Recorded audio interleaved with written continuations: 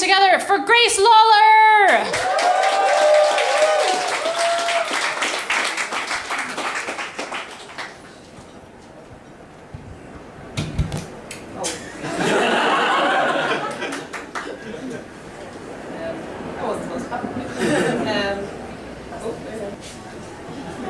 This is mending microphones for beginners.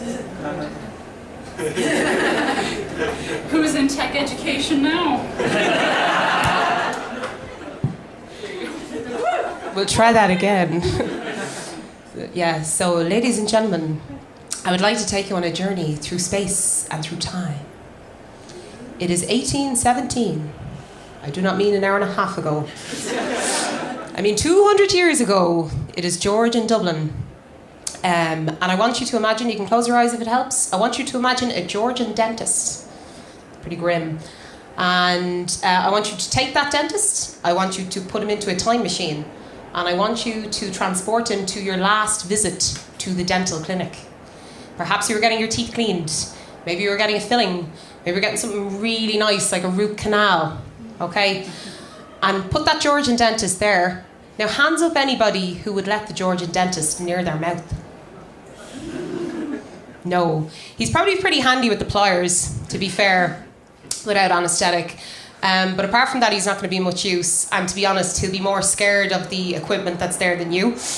Now, if we try that again, go back to 1817, and you take a teacher, and you bring her to the last classroom you sat in, would it look all that different?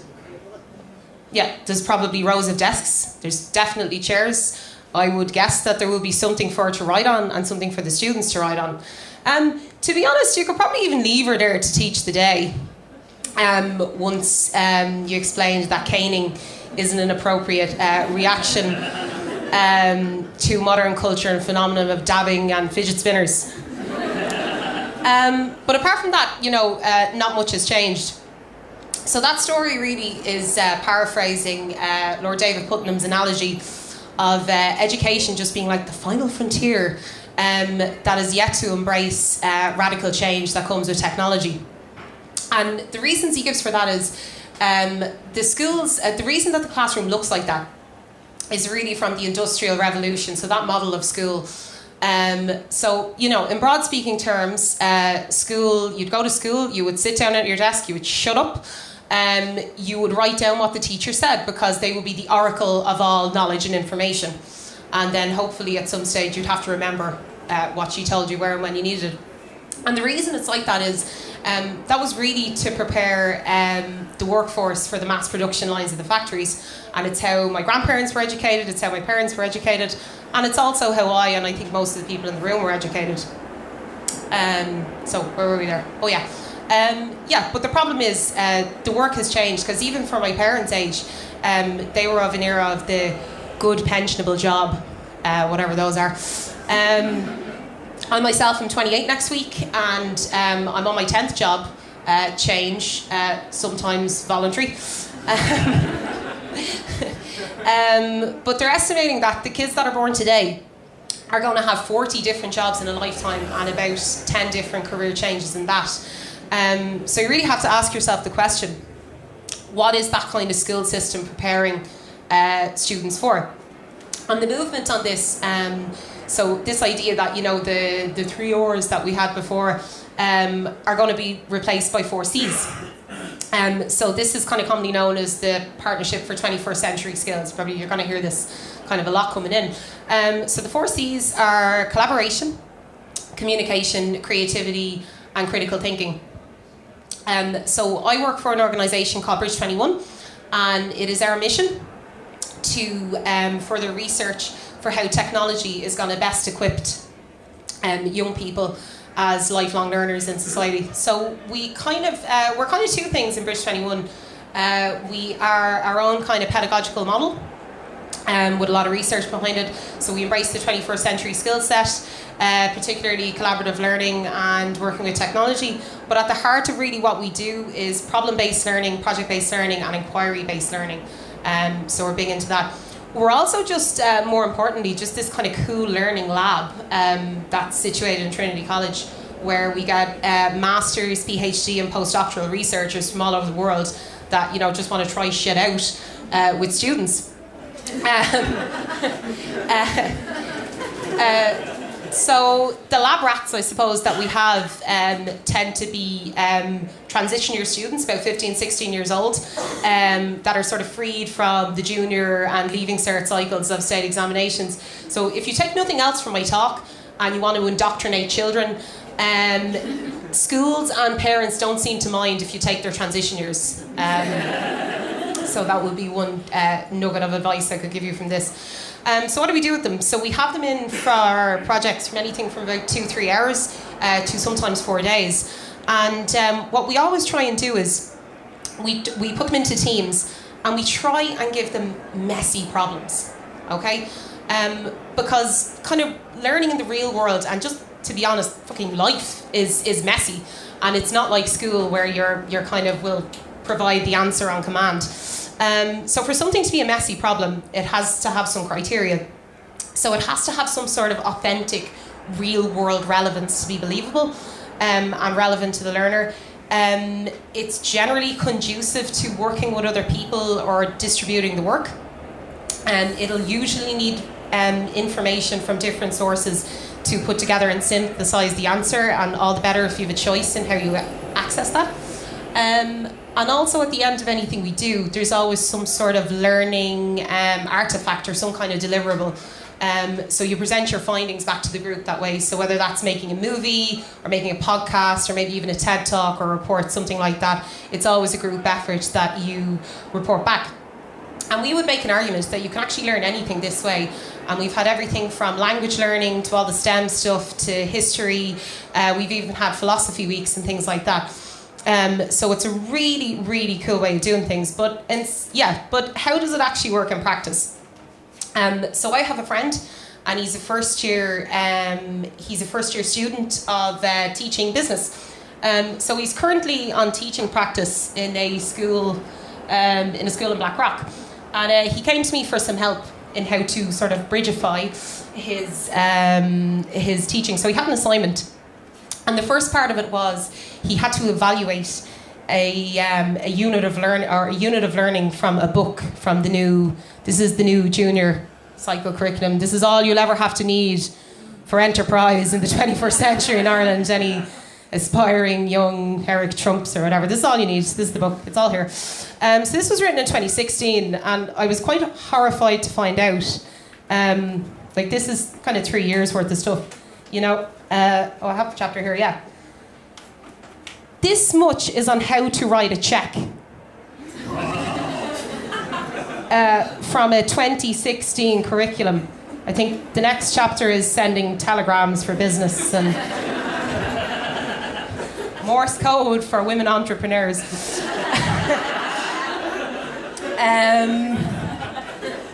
So once he'd evaluated that, the bigger problem he actually had that he was asking my advice on was, so he's working in a fairly wealthy area, and so 14, 15-year-old kids, they fundamentally don't understand the concept of loans. Okay, so he starts the lesson and he's talking about, loan applications and all that kind of things. Like, well, why would you get a loan? Why don't you just pay for the car or the house? The irony being they're going to borrow more money than any of the rest of us put together. So he said, how do I make it relevant for them? So I said, well, you got to make it authentic, okay? What do they care about? It's a rugby school, okay? So I said, I know what you're going to do. Throw that book away. Okay, piece of shit. Okay, all you need is some whiteboards, some markers, some laptops or phones with internet access. Okay, that's all you need. And what you're going to ask, you're just going to ask them a question. Okay, one question, and you're going to give them 2 hours to find the answer, okay?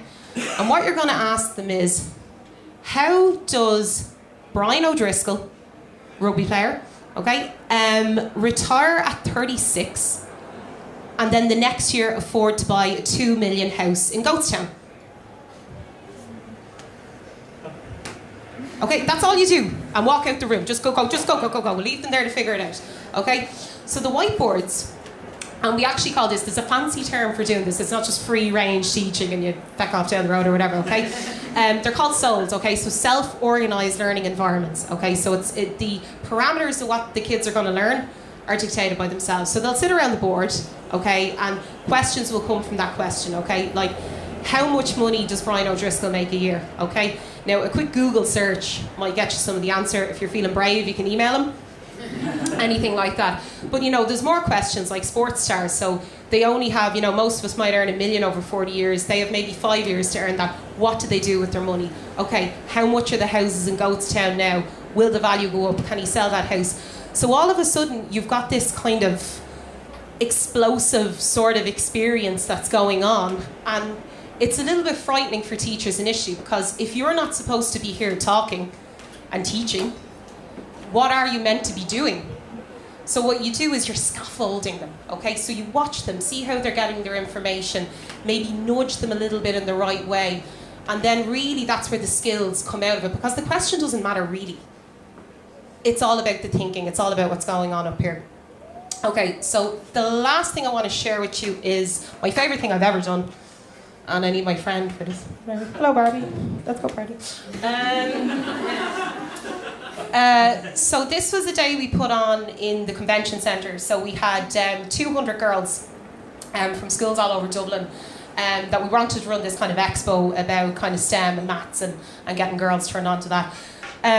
So what we needed for this activity was a big box of Barbies, lots and lots of elastic bands per team, some laptops, some cameras, and have you ever used kind of like software that can analyse video for you? Canovia,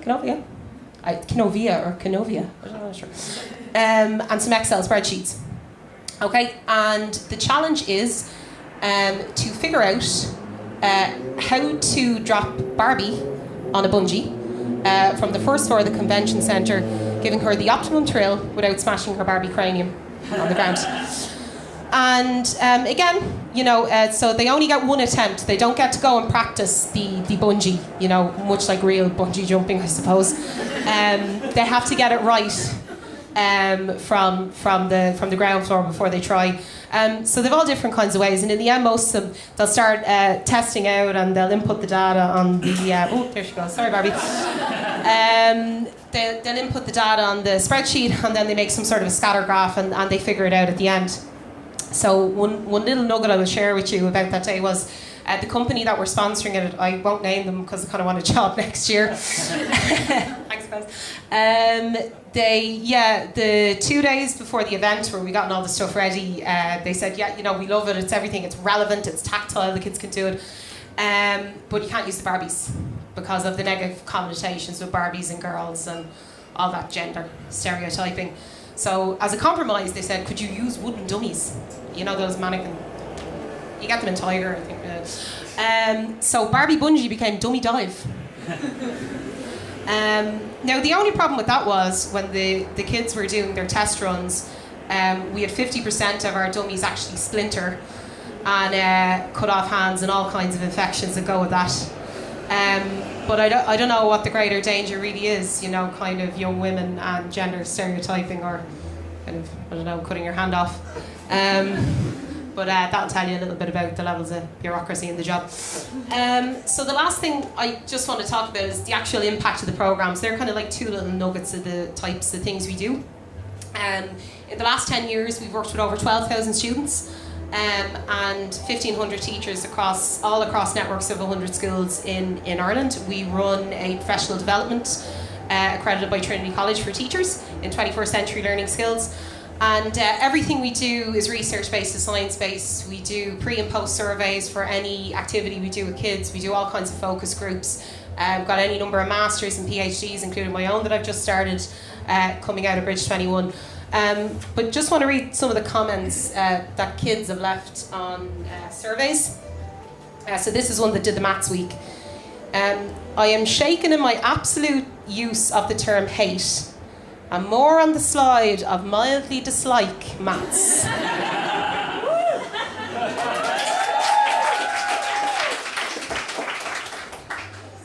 Yous are sound for adults.